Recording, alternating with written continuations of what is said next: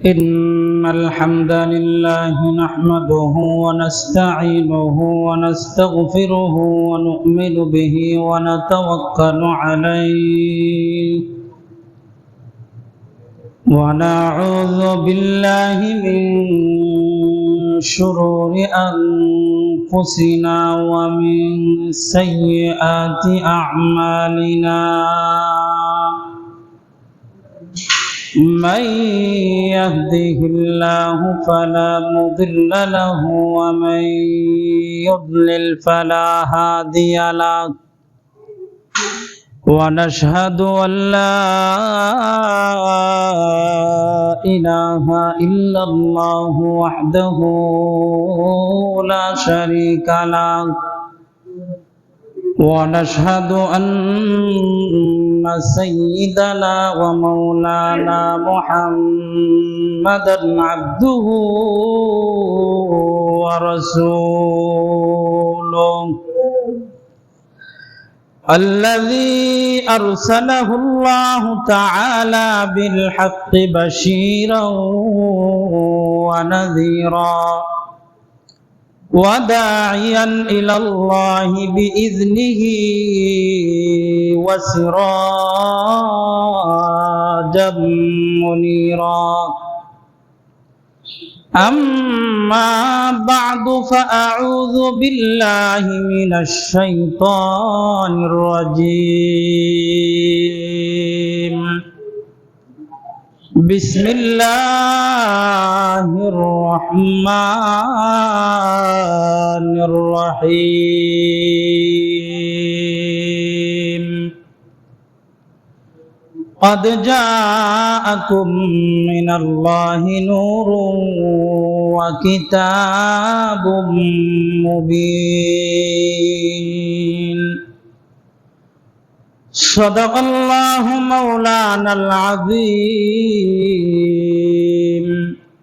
وصدق رسوله النبي الكريم ونحن على ذلك من الشاهدين والشاكرين والذاكرين والحمد لله رب العالمين.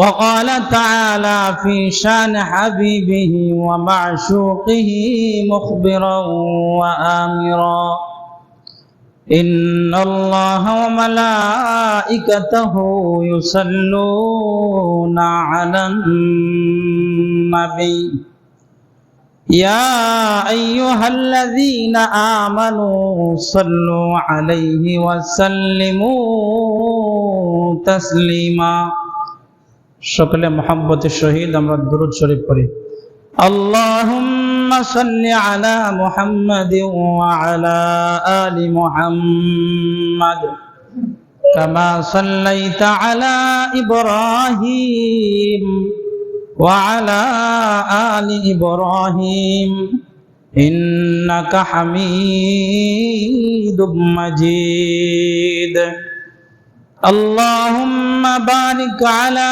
محمد وعلى آل محمد كما باركت على إبراهيم وعلى آل إبراهيم إنك حميد مجيد يا صاحب الجمال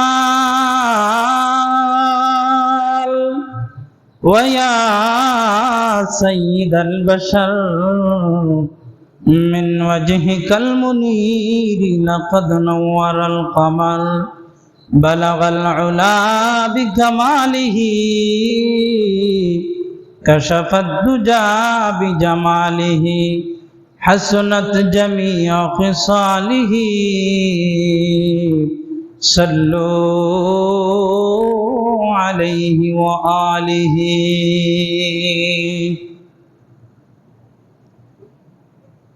আল্লাহ রাব্বুল আলামিনের দরবারে সর্বপ্রথমে আমরা শুকরগুজার হচ্ছি। আল্লাহ তাআলা আমাদেরকে এই জুমার দিনে দুনিয়ার সর্বশ্রেষ্ঠ স্থান, পবিত্র স্থান মসজিদে আসার তৌফিক দান করেছেন। এজন্য সকলে মিলে অন্তরের অন্তঃস্থল থেকে আনন্দ চিত্তে একবার বলে আলহামদুলিল্লাহ। লক্ষ কোটি দুরূদ বর্ষিত হোক সাইয়্যিদুনা নবিয়ুনা মুহাম্মদ সাল্লাল্লাহু আলাইহি ওয়াসাল্লামের উপর, যে রাসূলের উসিলায় আমরা সিরাতে মুস্তাকিমের সন্ধান পেয়েছি। সেই নবীজির উপর অন্তরের অন্তঃস্থল থেকে মহব্বত মিশিয়ে, ভালোবাসা মিশিয়ে, অন্তরের গভীর থেকে উচ্চ কণ্ঠে সকলে মিলে একবার দুরূদ পাঠ করছি সাল্লাল্লাহু আলাইহি ওয়াসাল্লাম।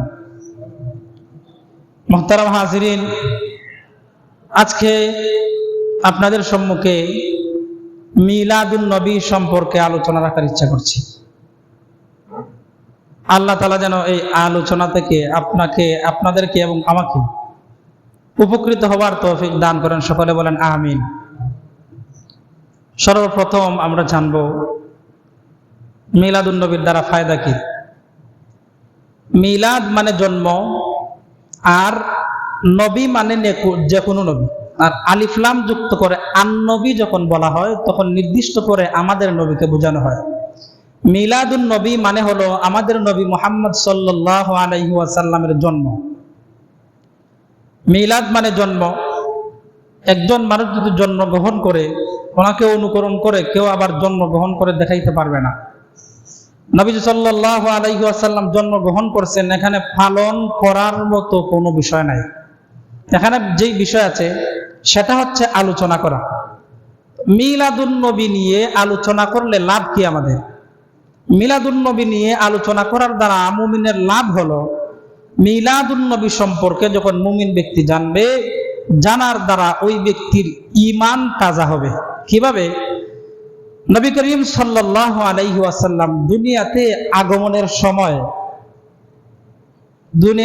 আগমনের প্রাক্কালে অলৌকিক কিছু ঘটনা ঘটেছিল। এই ঘটনাগুলা সাধারণত অন্য কোনো মানুষের বেলায়, জন্মের বেলায় ঘটে যাওয়া অসম্ভব। একটা হচ্ছে নবুয়ত। নবুয়তের পর নবীদের পক্ষ থেকে যা কিছু প্রকাশ পায় এগুলাকে বলা হয় নিয়ম বহির্ভূত। যা কিছু প্রকাশ পায় এগুলাকে বলা হয় মুজিজা। আর নবুয়ত পাওয়ার আগে অলৌকিক যা কিছু নবীদের পক্ষ থেকে ঘটে, যা প্রকাশ পায়, এগুলাকে বলা হয় ইরহাস, নিদর্শন বলা হয়। তো আমাদের নবী সাল্লাল্লাহু আলাইহি ওয়াসাল্লাম দুনিয়াতে আগমনের সময় এমন কিছু ঘটনা ঘটেছে। এই আলোচনাতে পরে আসতেছে কি কি ঘটনা ঘটেছে। হযরত ইব্রাহিম আলাইহিস সালাতু ওয়াস সালাম, উনি ছিলেন জাতির পিতা। নূহ আলাইহিস সালাতু ওয়াস সালাম, ওনার জামানায় যখন প্লাবন আসলো, বন্যা আসলো, বন্যার সময় পৃথিবীতে এমন এক টুকরো মাটি ছিল না যা পানির নিচে যায়নি। এমন কোনো গাছ ছিল না যে গাছ পানির নিচে ডুবে যায়নি। দীর্ঘদিন স্থায়িত্ব পেয়েছিল এই বন্যা। এই বন্যার সময় বাইতুল্লাহ ধ্বংস হয়ে গিয়েছিল। বাইতুল্লাহর কোনো অস্তিত্ব ছিল না। আল্লাহর ঘর, এই ঘর ভেঙে গিয়েছিল। নূহ আলাইহিস সালাতু ওয়াস সালামের পরে সর্বপ্রথম কাবাঘর পুনর্নির্মাণ করেন হযরত ইব্রাহিম আলাইহিস সালাতু ওয়াস সালাম। তো ইব্রাহিম আলাইহিস সালাতু ওয়াস সালাম যখন বাইতুল্লাহ পুনর্নির্মাণ করলেন, বাইতুল্লাহ পুনরায় নির্মাণ করার পর, মেরামত করার পর কিছু পাথর রয়ে গিয়েছিল। তো আল্লাহ বলছিলেন যে পাথরগুলো তুমি ছিটায় দাও পৃথিবীর প্রান্তরে, আমি এগুলো পৌঁছায় দেব। এরপর বলছিলেন যে সারা পৃথিবীর মানুষদেরকে তুমি আহ্বান করো হজ করার জন্য। এটাও আল্লাহর আদেশে করলেন। ইসমাইল আলাইহিস সালাতু ওয়াস সালামকে নিয়ে ইব্রাহিম আলাইহিস সালাতু ওয়াস সালাম তখন একটা দোয়া করেছিলেন। দোয়াটা কি? রব্বানা ওয়াবআথ ফীহিম রাসূলাম মিনহুম ইয়াতলু আলাইহিম আয়াতিহি ওয়া ইউযাক্কিহিম ওয়া ইউআল্লিমুহুমুল কিতাবা ওয়াল হিকমা ওয়া ইন কানু মিন ক্বাবলু লাফী যালালিম মুবিন। কাবাঘর পুনর্নির্মাণ করার পর হযরত ইব্রাহিম আলাইহিস সালাতু ওয়াস সালাম তখনকার সময়ে তার একমাত্র সন্তান হযরত ইসমাঈল আলাইহিস সালাতু ওয়াস সালামকে সাথে নিয়ে আল্লাহ তাআলার কাছে এমন একজন পয়গম্বরের আবেদন জানাইছিলেন, যেই পয়গম্বর ইসমাঈল আলাইহিস সালাতু ওয়াস সালামের পরবর্তী বংশধারার মধ্যে আসবেন, ইসমাঈল আলাইহিস সালাতু ওয়াস সালামের পরবর্তী প্রজন্মে আসবেন। যেই নবী আসবেন ওই নবীর কতগুলো গুণ আল্লাহ তাআলার কাছে ইব্রাহিম আলাইহিস সালাতু ওয়াস সালাম উল্লেখ করেছিলেন। এই দোয়া আল্লাহ রাব্বুল আলামিন গ্রহণ করেছিলেন, কবুল করে নিয়েছিলেন। ওই গুণ বিশিষ্ট নবীকে আল্লাহ পাঠাইবেন, তখনই আল্লাহ ওয়াদা করে নিয়েছিলেন, তখনই আল্লাহ রাব্বুল আলামিন কবুল করে নিয়েছিলেন। হযরত ইব্রাহিম আলাইহিস সালাতু ওয়াস সালামের ছিল দুই সন্তান। প্রথম সন্তানের নাম ছিল ইসমাঈল আলাইহিস সালাতু ওয়াস সালাম, আর দ্বিতীয় সন্তানের নাম ছিল হযরত ইসহাক আলাইহিস সালাতু ওয়াস সালাম। ইসমাঈল আলাইহিস সালাতু ওয়াস সালামের পরবর্তী বংশধরের মধ্যে 3000 বছর পর্যন্ত আল্লাহ রাব্বুল আলামিন কোনো নবী রাসূল পাঠান নাই, কোনো পয়গম্বর পাঠান নাই। অপরদিকে ইব্রাহিম নবীর দ্বিতীয় সন্তান হযরত ইসহাক আলাইহিস সালাতু ওয়াস সালামের এক সন্তান ছিল ইয়াকুব। ইয়াকুব আলাইহিস সালাতু ওয়াস সালাম ছিলেন ইব্রাহিম আলাইহিস সালাতু ওয়াস সালাম দ্বিতীয় সন্তানের ঘরের নাতি। হযরত ইয়াকুব আলাইহিস সালাতু ওয়াস সালাম, হিব্রু ভাষায় ওনাকে বলা হতো ইসরাইল। ইসরাইল অর্থ হচ্ছে আল্লাহর বান্দা, আল্লাহর গোলাম। ইসরাইল ডাকা হতো। ইসহাকের সন্তান ইয়াকুব থেকে বনি ইসরাইলের সূত্রপাত। 3000 বছর পর্যন্ত আল্লাহ রাব্বুল আলামিন ইব্রাহিম আলাইহিস সালাতু ওয়াস সালামের দ্বিতীয় সন্তান হযরত ইসহাক নবীর পুত্র হযরত ইয়াকুব, যাকে ইসরাইল বলা হতো, তার বংশধর বনি ইসরাইলের মধ্যে 3000 বছর পর্যন্ত আল্লাহ রাব্বুল আলামিন লক্ষাধিক নবী রাসূল পাঠাইছেন, লক্ষাধিক পয়গম্বর পাঠাইছেন। একদিকে ইসহাক আলাইহিস সালাতু ওয়াস সালামের পুত্রের বংশধর বনি ইসরাইলে লক্ষাধিক নবী রাসূল পাঠাইছেন 3000 বছরের মধ্যে। অপরদিকে ইসমাঈল আলাইহিস সালাতু ওয়াস সালামের বংশধরের মধ্যে পরবর্তী প্রজন্মে 3000 বছর পর্যন্ত আল্লাহ রাব্বুল আলামিন কোন নবী পাঠান নাই। 3000 বছর পরে হযরত মুহাম্মদুর রাসূলুল্লাহ সাল্লাল্লাহু আলাইহি ওয়াসাল্লামকে ইসমাঈল আলাইহিস সালাতু ওয়াস সালামের বংশধরের মধ্যে পাঠাইলেন। একদিনে বনি ইসরাইলের মধ্যে লক্ষাধিক পয়গম্বর, অপরদিকে বনি ইসমাইলের বংশে আমাদের নবী মুহাম্মদ সাল্লাল্লাহু আলাইহি ওয়াসাল্লাম। দেখা গেল লক্ষাধিক পয়গম্বরের চেয়ে আমাদের নবীর পাল্লা একেবারে ভারী হয়ে গেছে। হযরত আদম আলাইহিস সালাতু ওয়াস সালাম পর্যন্ত নবীদের বংশধারা নসবনামা একেবারে ঠিকঠাক দেওয়া আছে। তখনকার যুগে ইব্রাহিম নবী তার প্রথম স্ত্রী হাজেরা এবং তার শিশু সন্তান ইসমাইলকে মক্কায় রেখে আসলেন। দুদুমুর প্রান্তর, কোনো গাছপালা নাই, কোনো বাড়িঘর নাই, কোনো মানুষ নাই। দুদুমুর প্রান্তরে শিশু বাচ্চাকে নিয়ে হাজেরা বসবাস করতেছেন। ওই সময় দেখা গেল ইয়ামেন দেশে দুর্ভিক্ষ দেখা দিয়েছে, অভাব দেখা দিয়েছে। ইয়ামেন দেশে খাদ্যর অভাব দেখা দিয়েছে, সংকট দেখা দিয়েছে, খাবারের মতো কোনো কিছু নাই। ইয়ামেন দেশের একটা গোষ্ঠীর নাম ছিল বনি জুরহুম গোত্র। এই গোত্র তারা কাজের সন্ধানে ইয়ামেন থেকে বের হয়ে গেল। তাদের কাজের দরকার, কাজ করবে, কাজের মাধ্যমে তারা জীবিকা নির্বাহ করবে, উপার্জন করবে, তাদের খাবার দাবারের ব্যবস্থা হয়ে যাবে। তারা মক্কার দিকে যাত্রা করলো। পথিমধ্যে হযরত হাজেরা আলাইহিস সালাতু ওয়াস সালামের সাথে তাদের দেখা হয়ে গেল। তারা হাজেরার অনুমতি নিয়ে বনি জুরহুম গোত্রের লোকেরা মক্কায় বসবাস করতে শুরু করলো। অনেকদিন তারা এখানে বসবাস করতেছে, লোক সংখ্যা বেড়ে গেছে। এদিকে ইসমাঈল আলাইহিস সালাতু ওয়াস সালামও বড় হয়ে গেছেন, ওনার বিবাহের প্রয়োজন দেখা দিছে। ওই বনু জুরহুম গোত্র যারা ইয়ামেন থেকে মক্কায় এসেছিল, ওই গোত্রের এক নারীর সাথে ইসমাঈল আলাইহিস সালাতু ওয়াস সালামের বিবাহ পড়ায় দেওয়া হলো। ইসমাঈল আলাইহিস সালাতু ওয়াস সালামের সন্ততি হলো। অনেক দিন কেটে গেল। দেখা গেল একটা সময় ইয়ামেন থেকে যেই বনু জুরহুম গোত্র মক্কায় এসে বসবাস শুরু করেছিল, তারা বনি ইসমাঈলের সাথে, ইসমাঈল আলাইহিস সালাতু ওয়াস সালামের বংশের সাথে, ইসমাঈল আলাইহিস সালাতু ওয়াস সালামের গোষ্ঠীর সাথে দ্বন্দ্ব লিপ্ত হলো, যুদ্ধে লিপ্ত হয়ে গেল। দুই গোষ্ঠীর মধ্যে ঝগড়া লাগছে, বিবাদ লাগছে, ঝগড়া সংগঠিত হয়েছে। বনি ইসমাঈলের উপর বনি জুরহুম গোত্র বিজয় লাভ করছে। বিজয় লাভ করার পর বনি ইসমাঈল গোত্র মক্কা ছেড়ে মক্কার পাশের জায়গার মধ্যে চলে গেছে। মক্কায় বনি ইসমাঈল আর বসবাস করতেছে না, বনি জুরহুম গোত্রের লোকেরা বসবাস করতেছে। এই যে মক্কা ছিল কাবাগর, এই কাবাগরের কর্তৃত্ব তাদের হাতে এসে গেছে। কাবার মুতাওয়াল্লি বনি জুরহুম গোত্রের লোকেরা হয়ে গেছে। ইসমাঈল আলাইহিস সালাতু ওয়াস সালাম ওনার সন্ততি নিয়ে মক্কা থেকে বের হয়ে গেছেন। বনি জুরহুম গোত্রের লোকেরা এমন অত্যাচার অনাচার সৃষ্টি করছে, এমন অত্যাচার শুরু করছে, যারা মক্কায় বসবাস করতেছিল ওই সকল মানুষ একেবারে অতিষ্ঠ হয়ে গেছে। তারা বিরক্ত বোধ করতেছে। মক্কার আশেপাশে যারা ছিল সবাইকে নিয়ে তারা মিটিং ডাকলো। বনি জুরহুম গোত্রের বিরুদ্ধে আমাদেরকে দাঁড়াতে হবে, বনি জুরহুম গোত্রকে মক্কা থেকে বিতাড়িত করতে হবে। তারা যেইভাবে অত্যাচার নির্যাতন জুলুম নিপীড়ন শুরু করছে, তাদের এই অত্যাচার নির্যাতন জুলুম নিপীড়নের বিরুদ্ধে না দাঁড়ালে এই মক্কা নগরীতে বসবাস করার মতো অবস্থা থাকবে না। সমস্ত মানুষ একত্রিত হয়ে বনি জুরহুম গোত্রের বিরুদ্ধে তারা যুদ্ধে লিপ্ত হয়ে গেল। বনি জুরহুম গোত্রকে তারা পরাজিত করে ফেলল। বনি জুরহুম গোত্রের হাতে তো দায়িত্ব ছিল মক্কার মুতাওয়াল্লি ছিল তারা।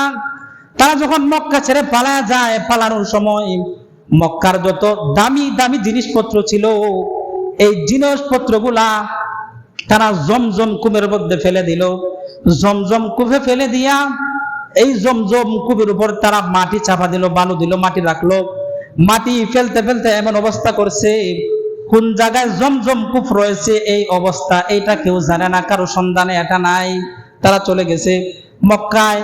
আবার বনি ইসমাঈল এসে বসবাস শুরু করছে, তাদের হাতে আবার বাইতুল্লাহর কর্তৃত্ব আসছে, তারা আবার মুতাওয়াল্লি হয়ে গেছে। এভাবে অনেক দিন চলতে লাগলো। হযরত ইসমাঈল আলাইহিস সালাতু ওয়াস সালাম মৃত্যুবরণ করলেন। ইসমাঈল আলাইহিস সালাতু ওয়াস সালামের মৃত্যুর পর ওনার সন্তান হয়ে গেল বাইতুল্লাহর মুতাওয়াল্লি। এইভাবে বংশ পরস্পর আসতে থাকলো। আসার পরে একটা পর্যায়ে দেখা গেল মক্কার কুরাইশ বংশে হাশিম নামক একটা ব্যক্তি, ওই ব্যক্তির কাছে মক্কার দায়িত্ব আসছে। ওই ব্যক্তি মক্কার কাবাগরের মুতাওয়াল্লি হয়ে গেছে, কাবার দায়িত্ব ওই ব্যক্তির হাতে। ওই ব্যক্তি ছিল ব্যবসায়ী লোক। মৌসুমে তারা সারা বছরে দুইটা ব্যবসা বাণিজ্য নিয়ে বের হতো, একটা গরমের সময় বের হতো আর একটা শীতের সময় বের হতো। ওই ব্যক্তি ব্যবসার উদ্দেশ্যে বাড়ি থেকে বের হয়ে গেল। মক্কার বাজারে যখন গেল নাস্তার জন্য যাত্রা বিরতি দিছে। যাত্রা বিরতি দেওয়ার পর ওই ব্যক্তি নাস্তা করতেছে, এমন সময় দেখতে পায় মদিনার বাজারের মধ্যে অনেক সুন্দর একটা রমণী দেখা যায়। মানুষের চেহারা সুরত দেখলে পরে বোঝা যায় তার মধ্যে আভিজাত্য আছে কিনা, ওই ব্যক্তি নম্রভদ্র কিনা, এটা ফুটে ওঠে।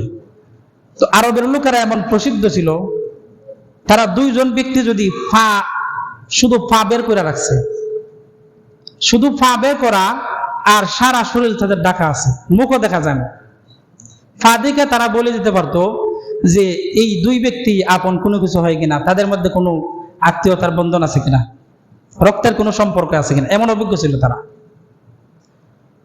বনু হাশিম, এই হাশিম ব্যক্তি মদিনার বাজারে নাস্তা করতেছে, আর একজন রমণী দেখছে। ওই রমণীকে দেখে তার পছন্দ হয়ে গেছে। ওই রমণীর চেহারায় আভিজাত্যর চাপতে দেখতে পাইল, বুদ্ধিমত্তা এর চাপ সে দেখতে পাইল। হাশিম খোঁজ লাগাইল, দেখো ওই নারীকে, তার পরিচয় কি, তার বংশ পরিচয় কি। খোঁজ নিয়ে জানতে পারলো এই নারীর একটা বিয়া হয়েছে, তার দুইটা সন্তানও আছে, কিন্তু সে তার স্বামী থেকে আলাদা হয়ে গেছে, স্বামীর সাথে আর বসবাস করে না, তারা পৃথক হয়ে গেছে। হাশিম তার বাড়িতে বিয়ার প্রস্তাব নিয়ে গেছে। তারাও খোঁজ খবর নিয়ে দেখছে যে হাসিম বিবাহের প্রস্তাব দিছে, এই হাসিম মক্কার সম্ভ্রান্ত পরিবারের সন্তান। তারাও ওই মহিলাকে হাসিমের সাথে বিবাহ দিয়ে দিছে। বিবাহ হয়ে গেছে। হাসিম এই মহিলার সাথে কিছুদিন বসবাস করছে। বসবাস করার পর সে মদিনা ছেড়ে তার ব্যবসার উদ্দেশ্যে সিরিয়ায় চলে গেছে। ওইখানে যাওয়ার পর হাসিম মৃত্যুবরণ করছে। এইদিকে মদিনায় যেই নারীকে সে বিবাহ করেছিল ওই মহিলার নাম হলো সালমা। সালমার গর্ভে তার একটা সন্তান আসছে। এই সন্তানের খবর তো হাসিম জানে না, সে তো চলে গেছে সিরিয়া গিয়ে, সে মৃত্যুবরণ করছে। তার সাথে যেই সমস্ত ব্যবসায়ীরা ছিল তারা আবার ফিরে আসলো। ফিরে আসার পর তারা মক্কায় গেল। মক্কায় গিয়ে হাসিমের ভাই ছিল আব্দুল মুত্তালিব। আব্দুল মুত্তালিবকে সন্ধান দিল, তোমার ভাই মদিনায় একজন নারীকে বিবাহ করেছিল, ওই নারীর গর্ভে একটা সন্তান আছে, ওই সন্তানটা দেখতেই বড় সুন্দর, ওই সন্তানটাকে তোমরা নিয়ে আসো। আব্দুল মুত্তালিব তার ভাতিজাকে নিয়ে আসার জন্য মক্কা থেকে রওনা দিল, মদিনায় গেল। মদিনায় যাওয়ার পর দেখতে পেল অনেক সুন্দর একটা সন্তান, ফুটফুটে সন্তান। তার মাথার চুল হলো সাদা, আর তার নাম রাখা হয়েছে সাইবা, সাইবাতুল হাম। তার নাম রাখছে সাইবা। সাইবা মানে হচ্ছে বৃদ্ধ। তার মাথার চুল যেহেতু ছোটবেলা থেকে জন্ম থেকে সাদা, এই জন্য তার নাম রাখছে সাইবা। তার বাবির কাছে গেছে আব্দুল মুত্তালিব, গিয়ে বলতেছে এই সাইবাকে আমার সাথে দিয়ে দাও। বলে না, আমি আমার সন্তানকে তোমাদের সাথে দিব না। আগে তো কাবার মুতাওয়াল্লি ছিল হাসিম। হাসিম মারা গেছে, এখন কাবার মুতাওয়াল্লির দায়িত্বে আসছে তার ভাই আব্দুল মুত্তালিব। এবার আব্দুল মুত্তালিব তাদেরকে বলতেছে, সে তো আমার ভাতিজা, আমরা হলাম খাবার মুতাওয়াল্লি, খাবার দায়িত্বে আমরা আছি।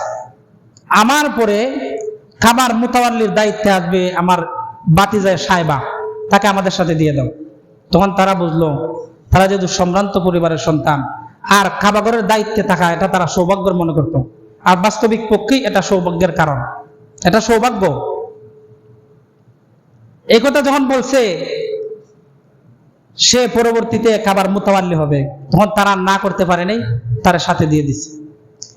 সাইবাকে সাথে নিয়া তার চাচা আব্দুল মুত্তালিব যখন মক্কায় ঢুকে, তখন সাইবা আব্দুল মুত্তালিবের পিছনে উটের পিছনে বসা ছিল। মানুষ দেখতেছে তার পরনের পোশাক জীর্ণ শীর্ণ, তার পরনের যেই পোশাক ময়লাযুক্ত। তো কেউ কোনো কিছু জিজ্ঞাসা করে না, সে চলে আসছে। বাড়িতে আসার পর এই সাইবাকে ভালো মানের কাপড় চোপড় পরিধান করাইছে। তার মধ্যে তার চেহারার সাথে যেমন পোশাক দরকার তেমন পোশাক পরাইছে। সাইবার সাথে এটা মিলে গেছে, ফুটে উঠছে সুন্দর করে। যে আব্দুল মুত্তালিব চাচা তারে আনছিল, সে তার নাম দিছে আব্দুল মুত্তালিব, মুত্তালিবের দাস। চাচার নাম আব্দুল মুত্তালিব। এবার ভাতিজা যে সাইবা, এই সাইবার নাম রাখছে আব্দুল মুত্তালিব। এই আব্দুল মুত্তালিব পরবর্তীতে খাবার মুতাওয়াল্লি হয়েছে। চাচা আব্দুল মুত্তালিব মারা গেছে, এখন ভাতিজা যে সাইবা ছিল পূর্বে, সে এখন আব্দুল মুত্তালিব হয়েছে, তার নাম আব্দুল মুত্তালিব রাখা হয়েছে। এই আব্দুল মুত্তালিব খাবার মুতাওয়াল্লি হয়েছে। মুতাওয়াল্লি হওয়ার পর তার ভিতরে আসলে আর জমজম কুফ নামে তো একটা জিনিস আছে, এটা কোন জায়গায়, এটার কোনো নিদর্শন, কোনো চিহ্ন এটা তো আমরা জানি না। এর আগে বনি জুরহুম গোত্র যারা জমজম কুফের মধ্যে মাটি ফেলে এটাকে বরাত করে গিয়েছিল। এরপরে আর কেউ কারো মনের ভিতর এই জমজম কুফ নিয়ে কোনো প্রশ্ন জাগেনি, এটা কোথায় খুঁজে বের করার মতো তাদের কোনো আগ্রহ জাগেনি। যখন আব্দুল মুত্তালিবের ভিতরে এটা আসছে যে জমজম কুফ কোথায়, এটাকে বের করা দরকার। একদিন আব্দুল মুত্তালিব কাবা চত্বরে ঘুমায় আছে। সে স্বপ্নে দেখতেছে এক ব্যক্তি তার কাছে আসছে, আয়েশা বলতেছে, আব্দুল মুত্তালিব তুমি ওই কুফটা খনন করো। জিজ্ঞাসা করতেছে কিসের কূপ? স্বপ্ন ওই ব্যক্তি কোনো উত্তর না দিয়ে চলে গেছে। এইভাবে 5 দিন আসছে। আয়েশা বলতেছে তুমি জমজম কূপ খনন করো। এই কথা বলার পর বলছে এটা কোথায়?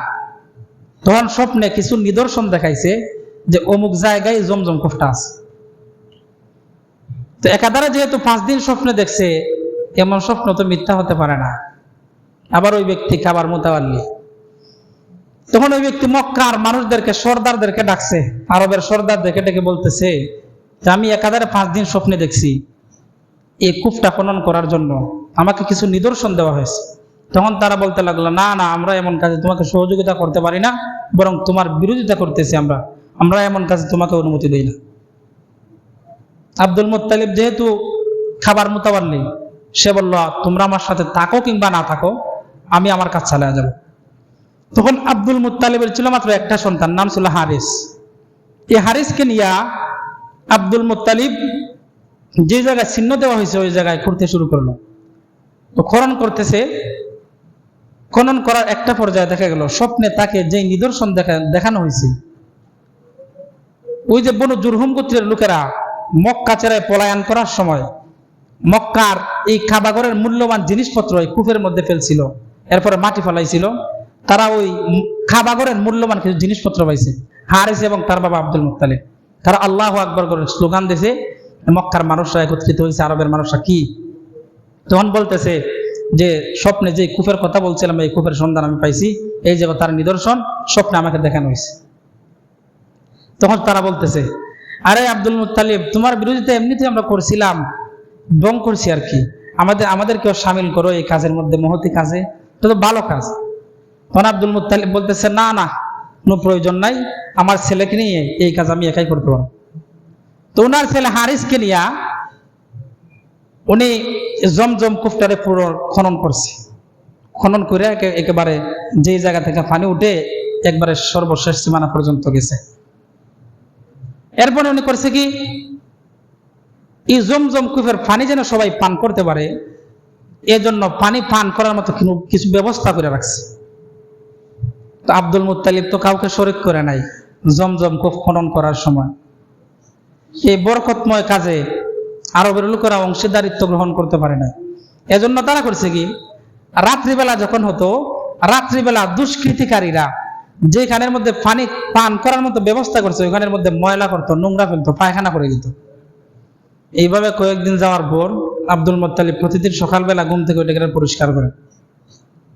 তাকে স্বপ্নে দেখানো হলো, আব্দুল মুত্তালিব, তুমি একটা ঘোষণা দিয়ে দাও যে আমি যে জমজম কূপের পানি এখানে পান করার ব্যবস্থা করছি, এটা শুধু পান করার জন্য, যার ইচ্ছা সে পান করতে পারবে, অন্য কোনো কাজে, গোসল করার কাজে, জিনিসপত্র ধৌত করার কাজে, এমন কোনো কাজে তারা এটা ব্যবহার করতে পারবে না। এই ঘোষণা দেওয়া দিছে।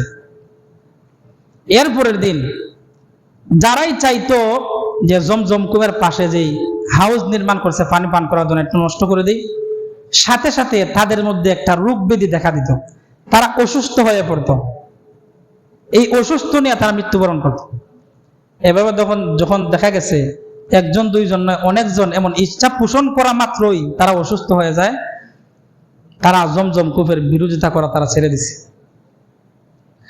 আব্দুল মুত্তালিব যখন তার সন্তান হারিসকে নিয়ে এই জমজম কূপ খনন করতেছিল, তখন আল্লাহ তাআলার কাছে দোয়া করেছিল, আল্লাহ, আমার তো মাত্র একটা পুত্র সন্তান হারিস, তুমি যদি আমাকে 10টা সন্তান, পুত্র সন্তান দান করো, এক সন্তান আছে, আরো যদি 9টা পুত্র সন্তান দান করো, আর সবাই যদি পূর্ণ বয়স্ক হয়, 20 বছরের মতো, যেই বয়সে গেলে হৃষ্টপুষ্ট হয়, যুবক হয়, যুদ্ধ করার মতো বয়সে উপনীত হয়, এমন অবস্থায় যদি তারা পৌঁছায়, তাহলে আমার 10টা পুত্র থেকে একটা পুত্রকে তোমার নামে আমি কুরবানি করব। তো দুষ্কৃতিকারীরা থামছে, এভাবে চলতেছে, সুন্দরভাবে বাইতুল্লাহর কাজ আঞ্জাম দিতেছে। আব্দুল মুত্তালিবের 10টা সন্তান, পুত্র সন্তান পূর্ণ হয়েছে। তারা উপনীত বয়সে পৌঁছানোর পর একদিন আব্দুল মুত্তালিব কাবা প্রান্তরে শুয়ে আছে। তারা স্বপ্নে দেখানো হইল, আব্দুল মুত্তালিব, ওই যে তুমি মান্নত করছিলা জমজম কূপ খনন করার সময়, তোমার 10টা পুত্র উপযুক্ত বয়সে পৌঁছানোর পরে তুমি একটা পুত্র আমার নামে কোরবানি করবা, তাহলে কোরবানি করো। আব্দুল মুত্তালিবের স্মরণ ছিল না, তো স্মরণ হয়ে গেছে, আরে আমার স্বপ্নের কথা তো আমি ভুলে গেছিলাম। তখন আব্দুল মুত্তালিব তার সন্তানদেরকে 10 পুত্র সন্তানকে কাছে ডেকে আনলো, স্বপ্নের কথা বলতেছে যে আমি তো এমন মান্যত করেছিলাম, এখন আমি আমার মান্যত পূর্ণ করতে চাই, তোমাদের কোনো বাধা আছে? তখন তারা বলতেছে, না, আপনাকে যে আদেশ করা হয়েছে, আপনি যে মান্যত করছেন, আপনার মান্যত আপনি পুরা করেন, আমাদের পক্ষ থেকে কোনো বাধা নাই। এখন আব্দুল মুত্তালিব চিন্তা করতেছে, কারে কুরবানি দেব? সবাই তো আমার সন্তান, সবাইকে মহব্বত করি। আব্দুল মুত্তালিব দুদিলার মধ্যে পড়ে গেছে, দুটানার মধ্যে পড়ছে, কি করবে? তখন তার মনের মধ্যে আসলো যে আমি লটারি দেই। লটারি দিছে 10 পুত্রের নাম দিয়া। আব্দুল মুত্তালিব 10 পুত্রের মধ্যে সবচেয়ে মহব্বতের, সবচেয়ে সৌন্দর্যের অধিকারী, যাকে আব্দুল মুত্তালিব সবচেয়ে বেশি পছন্দ করত, মায়া করত, মহব্বত করত, তার নাম ছিল আব্দুল্লাহ। আব্দুল্লাহর নাম হচ্ছে লটারির মধ্যে। আব্দুল মুত্তালিব তো মান্যত করছে একজনকে আল্লাহর নামে কোরবানি করবে। ওইদিকে সে আবার বাইতুল্লাহর মুতাওয়াল্লি, তার জবানের তো এদিক সেদিক হতে পারে না। আব্দুল্লাহকে হাতে ধরলো, ছুরি হাতে নিল, চলো আব্দুল্লাহ, তোমাকে আল্লাহর নামে কোরবানি করব। আব্দুল্লাহর যে বোন ছিল আরো, আব্দুল মুত্তালিবের মেয়েরা কান্নাকাটি শুরু করছে।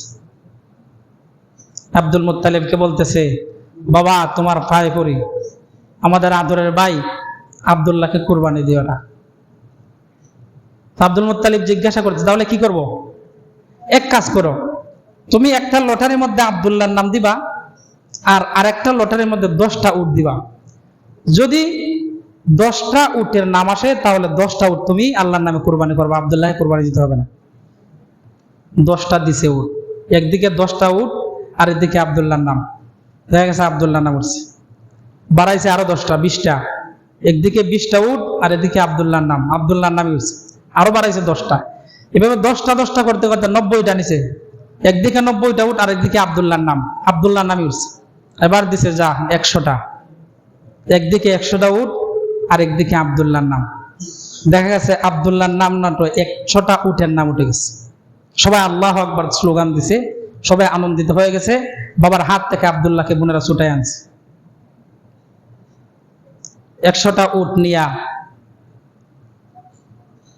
আব্দুল মুত্তালিব নিজ হাতে 100টা উট কুরবানি করছে আল্লাহ তাআলার নামে। আব্দুল্লাহ তো জবাইয়ের হাত থেকে বেঁচে গেছে। সবাই তো উপযুক্ত হয়ে গেছে, আব্দুল্লাহর বিবাহের দরকার। মদিনায় সংবাদ পাইল, মদিনায় একজন নারী আছে, অনেক সুন্দরী, রূপবতী, গুণবতী, কোনো দিক দিয়ে তার কোনো কমতি নাই। আবার এইদিকে আব্দুল্লাহ, তার মধ্যে রূপে গুণে কোনো দিক দিয়ে কমতি নাই, সব দিক থেকে সে একেবারে উচ্চ পর্যায়ে আছে। মদিনায় যেই নারী, আব্দুল মুত্তালিব তার পুত্র আব্দুল্লাহর জন্য বিবাহের পয়গাম নিয়ে যাওয়ার জন্য ভাবতেছে। তার বাবার নাম ছিল ওয়াহাব ইবনে আব্দে মানাফ। পয়গাম নিয়ে গেল, আবার মাঝ পথে পয়গাম নিয়ে যখন যাবে আব্দুল্লাহর সাথে, একজন নারী ফাতেমা তার নাম, ওই নারী আব্দুল্লাহকে দেখছে। দেখার পরে সে দেখতেছে আব্দুল্লাহর চেহারার মধ্যে, আব্দুল্লাহর কপালে একটা নূর জ্বলজ্বল করতেছে। আর এই নারী তখনকার যুগে যে কিতাব ছিল ঈসা আলাইহিস সালাতু ওয়াস সালামের উপর এবং মুসা আলাইহিস সালাতু ওয়াস সালামের উপর তাওরাত এবং ইনজিল যা নাজিল হয়েছিল, এই কিতাবে প্রাজ্ঞ বিজ্ঞ আলেম ছিল, ওই কিতাবের জ্ঞান ছিল তার মধ্যে পরিপূর্ণ। সে বুঝতে পারলো আব্দুল্লাহর মধ্যে একটা কিসের নূর দেখা যাইতেছে। প্রস্তাব দিল আব্দুল্লাহকে, আব্দুল্লাহ, তুমি আমাকে বিবাহ করো, বিনিময়ে তোমাকে আমি 100 উট দেব। সম্ভ্রান্ত পরিবারের সন্তান, গুণে মানে সব দিক থেকে সবার উচ্চ লেভেলে আছে। আব্দুল্লাহ বলতেছে, আমার বাবা আমাকে যেখানে বিবাহ করাইবে আমি সেখানেই বিবাহ করব, আমি অন্য কোথাও বিবাহ করতে পারবো না। তো আব্দুল মুত্তালিব তার সন্তান আব্দুল্লাহকে নিয়ে ওয়াহাব ইবনে আব্দে মানাফের বাড়িতে গেছে। যাওয়ার পর তার মেয়ে আমেনার সাথে আব্দুল্লাহর বিবাহ করাইছে। মদিনা থেকে মক্কায় কয়েকদিন পর তার পুত্র এবং পুত্রবধূকে নিয়ে আসতেছে। আসার পথে আবার ওই ফাতেমার সাথে দেখা। তখন ফাতেমা বলতেছে, রে আব্দুল্লাহ, তুমি তো বিবাহ করছো, তুমি জেনে রাখো আমি কোনো দুশ্চরিত্রা মহিলা নই, আমার মধ্যে কোনো কলঙ্ক নাই। তোমাকে বিবাহ করতে চাইছিলাম, তোমার কপালে আমি একটা নূর দেখতে পেয়েছিলাম। আমি এই নূরের অংশীদারিত্ব হওয়ার কারণে তুমি আব্দুল্লাহর কাছে বিবাহ বসার জন্য আমি আবেদন করেছি। আমেনাকে নিয়ে আব্দুল্লাহ চলে আসলো মক্কায় ব্যবসার জন্য। আব্দুল্লাহ বাবা যেহেতু ব্যবসায়ী, ছেলে ব্যবসায়ী, ব্যবসার জন্য সিরিয়া রওনা দিবে। সিরিয়ায় যাওয়ার পর ব্যবসা বাণিজ্য করে যখন আসবে, আসার পথে আব্দুল্লাহ অসুস্থ হয়ে গেছে। অসুস্থ থাকার পর একটা পর্যায়ে দেখা গেছে আব্দুল্লাহ মৃত্যুবরণ করছে। বাড়িতে আসতে পারে না মাঝপথে। ব্যবসায়ীর যে কাফেলা ছিল তারা আসলো, আয়েশা আব্দুল মুত্তালিবকে সংবাদ দিল যে তোমার সন্তান আব্দুল্লাহ তো মৃত্যুবরণ করছে, ওখানে যাও, তার কবরটা কমপক্ষে জিয়ারত করে আস। আব্দুল মুত্তালিব রওনা দিল, ওইখানে গিয়ে আব্দুল্লাহর কবর জিয়ারত করলো। ওখানে বাবা সন্তানের সুখে কাঁদতেছে। এইদিকে আমেনা, সে তো গর্ভবতী। আমেনার গর্ভে যখন সন্তান, তখন আমেনা কিছু অলৌকিক ঘটনা দেখতে পাইত। কূপ থেকে পানি তুলতে হইতো, তখন তার টিউবওয়েল ছিল না। যখন আমেনা কূপের কিনারা দাঁড়াইতো, তখন পানি অটোমেটিক নিচ থেকে উপরে চলে আইতো। আরো যে নারীরা তখন পানি আনার জন্য কূপে যাইতো, তারা বলতো, আমেনা তুমি এখানে দাঁড়াও, তুমি যতক্ষণ এখানে দাঁড়াইবা ততক্ষণ পর্যন্ত পানি উপরে থাকে, আর তুমি যেই সরে যাও তখন পানি আবার তার নিজের জায়গায় চলে যায়। আমেনা দাঁড়াইতো, ওই সমস্ত মানুষ তাদের যেইটুকু পানি প্রয়োজন, অতটুকু প্রয়োজন পরিমাণ পানি তারা তাদের পাত্রের মধ্যে ভরে নিত। আমেনা বলতেছে, আমি যখন ঘুমাইতাম, ঘুমানোর পর আমি দেখতাম আকাশের চাঁদ, আকাশের সূর্য, তারকা, এগুলো আমাকে সালাম করতেছে, আমাকে সালাম জানায়। আমেনা যখন বাহিরে বের হতো, তখন আমেনার শরীর থেকে এমন একটা ঘ্রাণ বের হইতো, সবাই জিজ্ঞেস করতো, আমেনা তুমি কেমন সুঘ্রাণ ব্যবহার করো, এটা তো মক্কার মানুষ, আরবের মানুষ কোনোদিন পায় না। যেই দিন মহানবী সাল্লাল্লাহু আলাইহি ওয়াসাল্লাম ধরার মুখে আগমন করবেন, ওই দিন সুবহে সাদিকের সময়